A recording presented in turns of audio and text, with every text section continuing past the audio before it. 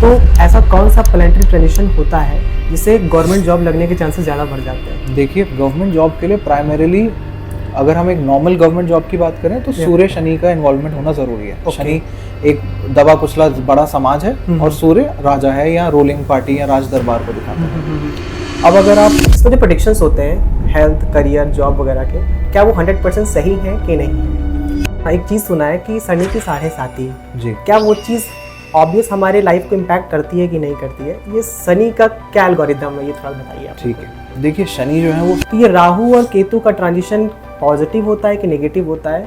अगर नेगेटिव होता है तो उसको कैसे हम सॉल्व कर सकते हैं? जी देखिए, राहु और केतु या किसी भी, राहु कारक है आपके फेम का, सोशल मीडिया का, इलेक्ट्रॉनिक मीडिया का, और राहु के बिना कुछ भी नहीं है। या कम्युनिकेशन आपकी बुध है, या साथ ही जो आपका 5th हाउस है वो प्राइमरीली फेम दिखाता है और 7th हाउस सोसाइटी में नाम दिखाता है। ओके। तो आपके 7th हाउस का बैलेंस होना, 7th लॉर्ड का 5th लॉर्ड का बैलेंस होना बहुत जरूरी है। साथ ही राहु और बुध आपका ठीक होना बहुत आवश्यक है। ओके। ताकि आप फेमस हो पाए या एक मुकाम हासिल कर पाए। अब जिसका शुक्र चौथे भाव का बैठा है, किसी भी चार्ट में अकेला शुक्र चौथे भाव का बैठा है, अगर अफ्लिक्शन में जा रहा होगा, आपके खानदान में 2 शादी होती है पिछली 3 पीढ़ी में, 2 से ज्यादा भी हो सकती है, मिनिमम 2 होती है। और अगर आपने ट्रीट नहीं करा, आपकी भी होंगी। तो जिनके एक्स्ट्रा मैरिटल चल रहे होते हैं, जनरली वो कुंडली लेके आते हैं तो शुक्र चौथे भाव का होता है। एक टाइम पे वाइफ और साथ ही में एक एक्स्ट्रा मैरिटल उनका चल रहा होता है, 2 वाइफ रखी होती है, बताते नहीं।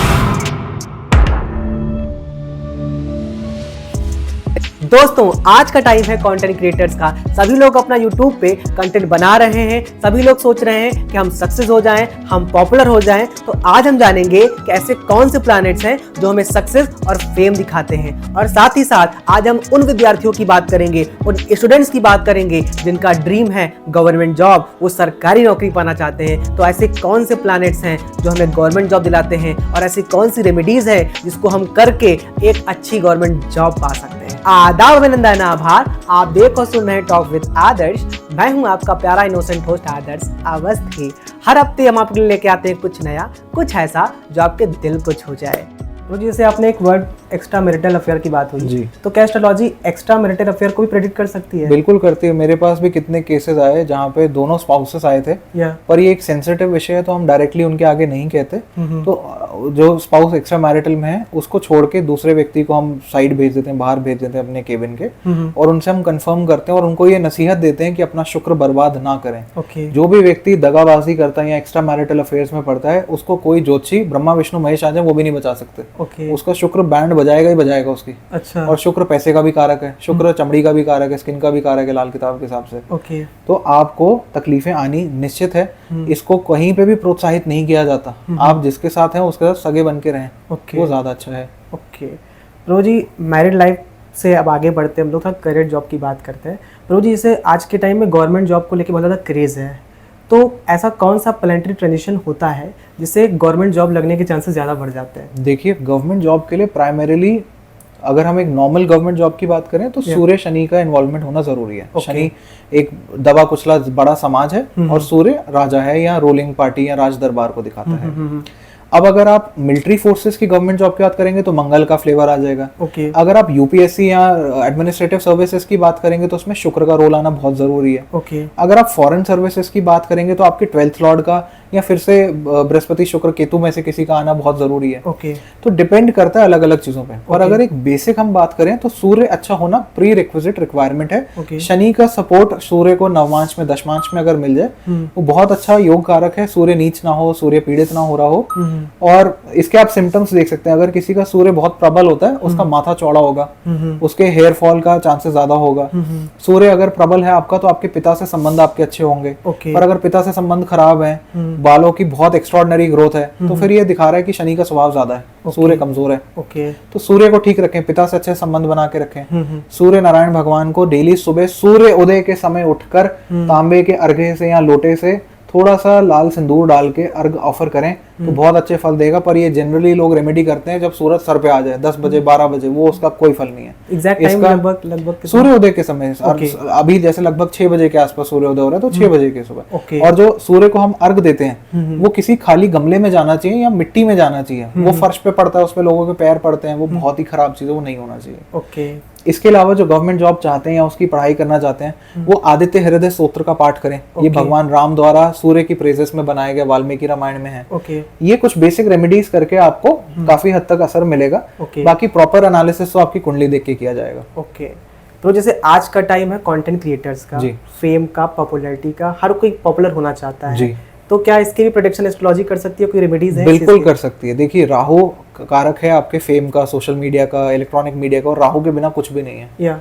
कम्युनिकेशन आपकी बुध है। साथ ही जो आपका 5th हाउस है वो प्राइमरीली फेम दिखाता है और 7th हाउस सोसाइटी में नाम दिखाता है। तो आपके 7th हाउस का बैलेंस होना, 7th लॉर्ड का 5th लॉर्ड का बैलेंस होना बहुत जरूरी है। साथ ही राहु और बुध आपका ठीक होना बहुत आवश्यक है ताकि आप फेमस हो पाए या एक मुकाम हासिल कर पाए। वो डिपेंड करता है कुंडली टू कुंडली क्या करना चाहिए। बाकी एक सिंपल राहु का रेमेडी ये हो सकता है कि आप जब भी आपको समय मिले, कुष्ठ रोगियों को, जो शरीर के रोगी हैं जिनको कुष्ठ रोग हो जाता है, वहां आश्रम में जाके कुछ अनाज दाना, वहां जाके कोई अनाज डोनेट कराएं, उनकी सेवा में कंबल दे आएं, ये आपको अच्छे फल देगा।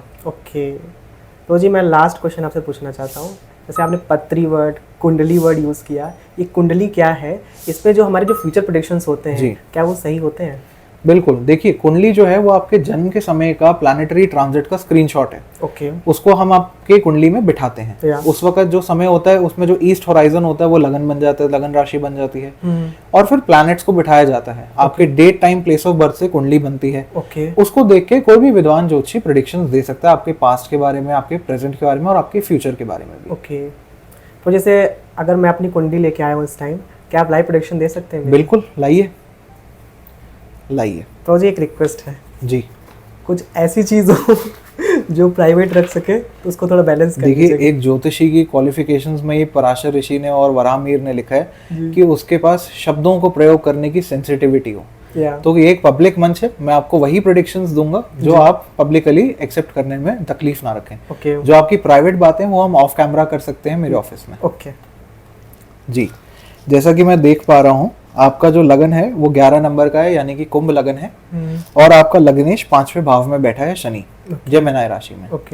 अब जब भी 11 नंबर का लगन होता है, व्यक्ति के स्वभाव में यू टर्न्स लेना आ जाता है। वो अगर गाड़ी चलाता है, बाइक चलाता है, वो रास्ता जानता भी होगा तब भी स्पीड में आगे निकल जाता है, फिर यू टर्न लेके आता है। एग्जैक्टली। ऑल्सो क्योंकि वो 5वें भाव में बैठा है, तो एजुकेशन के फील्ड में अगर कोई स्ट्रीम सोचता है या किसी कॉलेज में एडमिशन लेने का सोचता है, वहां एडमिशन के लिए पैसा भर देता है, फिर वापस आ जाता है, कहीं और ले लेता है एडमिशन, या फिर किसी और कोर्स में उसकी दिलचस्पी आ जाती है, वहां घुस जाता है। नहीं, एग्जैक्टली मेरे साथ हुआ। पहले मैं केमिकल, फिर सिविल, अब लग रहा है सिविल में क्यों आ गया। एग्जैक्टली बिल्कुल ऐसा ही होता है। शनि 5वें घर में होने की वजह से जब जब गोचर में रिपीट करेगा तब तब आपको चालान कटवाएगा, मजिस्ट्रेट के आगे खड़ा कर देता है, घर से छाते गुम हो जाते हैं, घर का छाता टूट जाता है या कोई ले जाता है, वापस नहीं लौटाता। साथ ही आप ये देख सकते हैं आपके 6ठे भाव में 4 प्लैनेट्स हैं, सूर्य, बुध, मंगल और बृहस्पति, जिसमें नीच भंग राजयोग बना रहे हैं बृहस्पति और बुध, क्योंकि 4 नंबर की राशि है।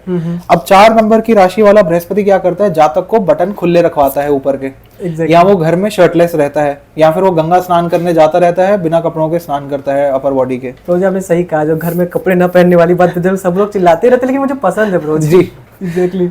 साथ ही मंगल क्योंकि 6ठे भाव में नीच का हो गया, ये आपको बाइक से चोटें लगवाएगा तकरीबन 18-19 साल की एज, और पैरों में चोट देगा। बचपन में पैर में चोट लग चुका है मेरे। ठीक है। एग्जैक्टली। और क्योंकि शनि 5वें भाव में है और आपका बृहस्पति 6ठे भाव में है, ये दिखाएगा कि एक रात पहले पढ़ के एग्जाम देने चले जाएंगे, ओवर कॉन्फिडेंस में पेपर लिखेंगे और पास हो जाएंगे। प्रोजी बिल्कुल ऐसा ही होता है। मतलब टाइम बहुत रहता है प्रोजी, लेकिन लगता है एक रात में पढ़ के निपट जाएगा, हो जाता है प्रोजी। जी। आपका शुक्र 8वें भाव का है और नीच होके बैठा है। शुक्र जब भी नीच होके 8वें भाव में बैठता है, ये बचपन में खुद पे या तो चाय गिरवाता है, या पटाखे से जल जाता है बंदा, या साइलेंसर में पैर चिपक के जलने का मार्क आ जाता है। और ये सेम स्पाउस में भी दिखेगा। स्पाउस के बॉडी में भी कोई ना कोई बर्न्ट मार्क जरूर होगा। शुक्र 8वें घर में बैठने की वजह से 3 खराब रिलेशनशिप्स देता है, जो कि विवाह तक कल्मिनेट नहीं हो पाते, और साथ ही बेकारण खत्म होंगे, जिसका प्रोबेबली रीजन होगा कोई धर्म, जाति, जात पात, धर्म, समाज, परिवार का नाम या परिवार की आपसी शत्रुता। एग्जैक्टली। इसके बाद आपके 6ठे भाव में क्योंकि सूर्य बुध इकट्ठे बैठे हैं, बुध आदित्य योग बनाता है, और क्योंकि बुध आपके 5वें भाव का भी स्वामी है, आप जिस घर में पैदा हुए, जो आपके पिता का घर था, वहां पे एक अमरूद का पेड़ आपको मिल जाएगा। एग्जैक्टली प्रोजी, बचपन से ही देख रहे हैं हम लोग, वही है। वो भी चाइनीज अमरूद, जो छोटे अमरूद, वही उसी का पेड़ है। राहु केतु आपके चौथे और 10वें भाव में स्थित हैं। हाँ। राहु चौथे भाव में होने की वजह से वृष राशि का आपको कोने वाला मकान देगा, कोने वाले घर में आपका जन्म होगा। ओके ओके, ऐसा था प्रभु जी? बिल्कुल प्रभु जी, कोने हमारा कॉर्नर वाला जो तालाब है ना उसे किनारे सबसे आखिरी में, सबसे कोने में ही ठीक है। एग्जैक्टली। केतु आपके 10वें भाव का है जो प्रोफेशन में रिपीटेड ट्रांसफॉर्मेशंस देता है।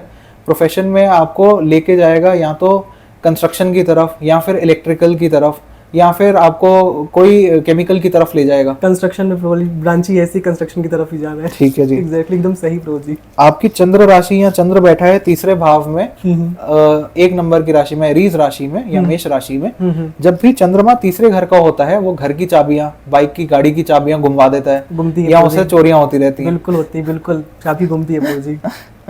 और आपकी पत्री में जो सबसे इंटरेस्टिंग चीज मुझे लगी, क्योंकि सूर्य, बुध और बृहस्पति तीनों इकट्ठे बैठे हैं छठे भाव में, ये दिखाता है कि मामा परिवार में कोई ना कोई एक व्यक्ति या तो बाहुबली होगा या बाहुबली की तरह व्यवहार करेगा, अपने इलाके का काफी मशहूर नामचीन आदमी होगा। एग्जैक्टली मेरे भैया, एग्जैक्टली हाँ ये। इसके अतिरिक्त बृहस्पति ग्रैंडफादर को भी दिखाता है, और बृहस्पति उच्च का होकर छठे भाव में समाज के सेवा के भाव में बैठा है, तो दादाजी को, आपके पिताजी के पिताजी को समाज सेवक बना देगा। बिल्कुल बिल्कुल, वो गाय को भी वो शरबत पिलाते थे, ये इतना सीन था उनका। ठीक है जी। देखिए, जो आपकी पत्री है वो बहुत इंटरेस्टिंग है, साथ ही इसमें कुछ डूज एंड डोंट्स का आपको पालन करना चाहिए, जो मैं आपको अलग से बताऊंगा। ओके। पर इस पत्री का सबसे इंटरेस्टिंग पॉइंट जो ये है, जिसको आप सही तरीके से यूज कर रहे हैं, वो है आपके बुध की प्लेसमेंट। बुध छठे भाव का, क्योंकि कैंसर राशि में बैठा है, और आप पब्लिक प्लेटफॉर्म पे आके इस विद्या को लोगों के साथ शेयर कर रहे हैं, प्रचार प्रसार कर रहे हैं, ये आपको खूब तरक्की भी देगा इसमें, और आपका नाम भी बनाएगा। साथ ही बस एक चीज का ध्यान रखें, क्योंकि राहु चौथे भाव का है, जो कि माँ का भाव है, ये मदर को अब्डोमेन रीजन में सर्जरीज देता है, स्टिच मार्क्स देता है। अभी जस्ट ही ऑपरेशन हुआ है प्रभु जी, अपना नवंबर में हुआ है प्रभु जी, एकदम सही।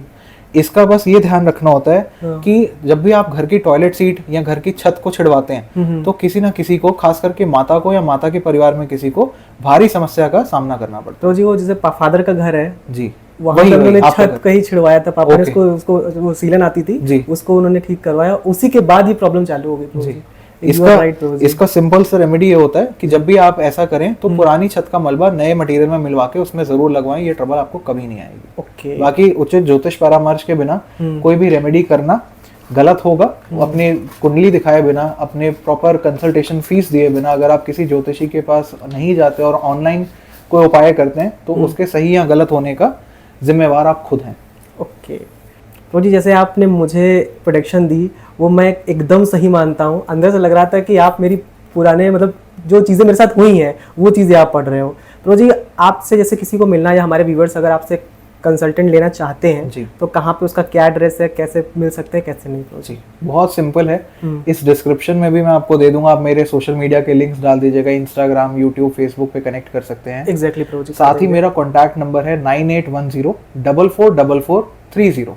इस नंबर पे आप व्हाट्सएप करके अपनी कंसल्टेशन बुक कर सकते हैं। हमारा ऑफिस लाजपत नगर नई दिल्ली में स्थित है। आप अपॉइंटमेंट लेके हमसे आके जरूर मिलें और हमें अपनी सेवा का मौका दें। ओके ओके प्रो जी, अब लास्ट में एक रैपिड फायर आपके साथ खेलना चाहेंगे, जल्दी जल्दी फास्ट रहेगा प्रो जी। जी 10 क्वेश्चंस रहेंगे, यू आर रेडी प्रो जी? बिल्कुल जी। ओके प्रो जी, स्पीड राउंड के लिए रेडी हैं आप? बिल्कुल जी। पहला क्वेश्चन, प्रभु जी फेवरेट प्लैनेट? सैटर्न। प्रभु जी की जोडियक साइन? कुंभ, एक्वेरियस। प्रभु जी फेवरेट स्वीट? रसगुल्ला। प्रभु ji favourite musical instrument? Sitar.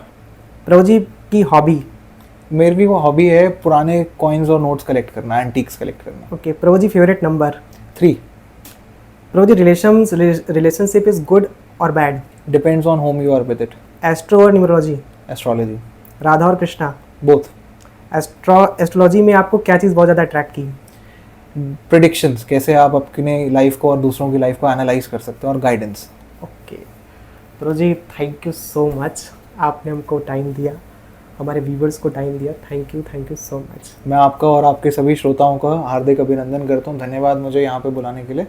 हरे कृष्णा। हरे कृष्णा। जैसा कि आपने ये एपिसोड में देखा या सुना होगा कि कितने अच्छे से एस्ट्रोलॉजी के एल्गोरिदम काफ़ी अच्छा एक्सप्लेन किया प्रभु जी ने। तो आपसे एक रिक्वेस्ट है कि हमने जो एड्रेस, जो हमने लिंक्स वगैरह डाली हैं, पहले जाके आप उस लिंक पे जाके फॉलो कर लीजिए, उस पर कमेंट्स वगैरह भी कर दीजिए, लाइक कर दीजिए। प्रभु जी काफ़ी लोगों के हेल्प कर रहे हैं। आप इंस्टा में, फेसबुक वीडियोस वगैरह, यूट्यूब में लिंक्स वगैरह ऑलरेडी दी हुई है। और साथ ही जब किसी को भी मिलने की जरूरत है, उसकी एड्रेस भी हमने इसमें लगा दिया है, फ़ोन नंबर, कॉन्टैक्ट नंबर वगैरह भी अवेलेबल है, आप व्हाट्सअप मैसेज के थ्रू बात कर सकते हो।